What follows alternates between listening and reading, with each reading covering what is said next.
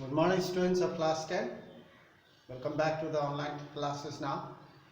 We are doing history, the rise of nationalism in Europe. So we have reached 3.1, and in this 3.1 we have the title, The Romantic Imagination and National Feeling. Romantic nationalism or romantic imagination. So in this, the writer, the poet, the artist, they equally played an important role to create the feeling of nationalism in Europe. Through their writings, through their drawings, through their stories, they equally played an important role to create a sense of national feeling among the masses, among the people, especially the uneducated masses. Through drawings, through stories and poems, the educated people of the third class, they used to read the stories or the poems they used to read in front of the uneducated people. So now here we'll talk about, altogether there are 8 points I have written, though it is quite small, but you can see it carefully, you can zoom it. Number 1, the development of nationalism. Listen carefully and try to understand. I'll go through slowly. The development of nationalism did not come about only through war and territorial expansion. What does this mean? Through war and territorial expansion, not only this, that the national feeling has come. The development of national feeling did not come just by war and territorial expansion. That means something was there also. Culture. Now we'll talk about culture. Culture played an important role in creating the idea of the nation. The culture of the people. The village people especially, you will find culture there. If you want to see the culture, you go to the countryside, you will see the culture there. The culture played an important role in creating the idea and the feeling of nation. Art and poetry, stories and music helped express and shape nationalist feeling and sentiments. So nationalist feeling and sentiments were created through arts and poetry, stories and music. This will express and shape the nationalist feeling. Now here, romanticism, the people who have this kind of ideas, they are called romanticism, especially the writers and the artists and the poets who feel that culture is also very important to create the sense of nationalism. So romanticism, a cultural movement, it was a kind of cultural movement which tried to develop, which tried to form a particular form of nationalist sentiments. These people, artists, writers and poets, they try to create a sense of nationalist feeling or sentiments through their work to arouse the feeling of nationalism. Romantic artists and poets generally criticize the glorification of reason and science. The world was getting modern. There was a glorification of science and reason, but romantics, they criticized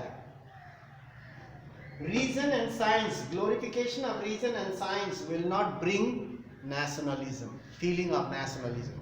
For the emergence of the feeling of the nationalism, something has to be done. Cultural. Culture must be brought in the scene. So their effort, therefore their effort was to form a sense of shared collective heritage, collective culture, collective heritage, a common cultural past, what culture they had, what culture they used to follow in the past, what languages they used to speak. So cultural past so as the basis of the nation, because in France people was struggling to create a nation state. Revolutionaries were fighting against the despotic kings, against the cruel kings and the rulers. So to create a sense of a feeling of nationalism, so collective identity, collective heritage, collective culture and collective heritage and common cultural past must be brought in front of the people so that they can unite. So romantics played an important role. Romantics means these people, the artists and poets, writers and educated middle class people who know.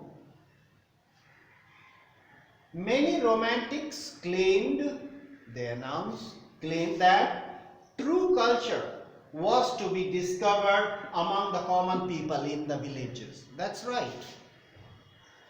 A common culture, true culture can be seen among the people, especially in the villages. In the cities, people are getting modernized. They are forgetting their culture. But you go to the villages and remote areas, you will find the true culture. So that's what romantics claimed, that true culture was to be discovered among the common people before it is lost. Through folk songs, you go to the remote areas and villages, you will find folk songs and folk dances, their own languages, their traditions and culture was essential. This was very, very important to the project of nation building. France was going under a stress, it was facing a lot of problem, and the people were struggling to free their country, and they are trying to build the nation, an independent nation. So these true culture is very essential to the project of nation building. These romantics, they claim, and the educated middle class understood, yes, this has to be included. The way to find the true culture, they send the people, the freedom fighters, members of their party, members of their group, to the villages to collect folk songs, their languages, their culture. They went there and they recorded. It was not just to recover an ancient natural spirit. It was not just to recover what is about to get lost. It is not that only. It was not just to recover an ancient national spirit, but also to carry the modern nationalist messages among the people in the villages. To carry the modern message, we have to free our country.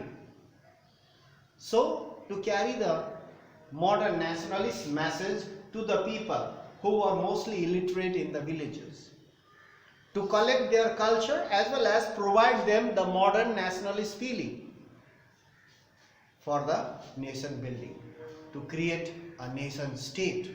So two-way project, to collect the true culture and to provide them the modern nationalist messages to those people in the villages, so that they could be united and liberate their country from the cruel rulers. So that was this romantic imagination and national feeling, how they created what work they did. Many of them went to villages and collected their folk songs, their languages, their stories, folk tales. They collected, and these people also provided the people, village people, modern nationalist messages to them. So they provided them the reality, what their country is facing, what is happening in their country, and what they are going to do. So these type of messages were provided to the villagers, and villagers provided them the true culture or the folk tales and folk stories which they were about to lose. So that's all for today. We'll meet in the next class and continue from here. Okay, that's all for today. Thank you for watching the video.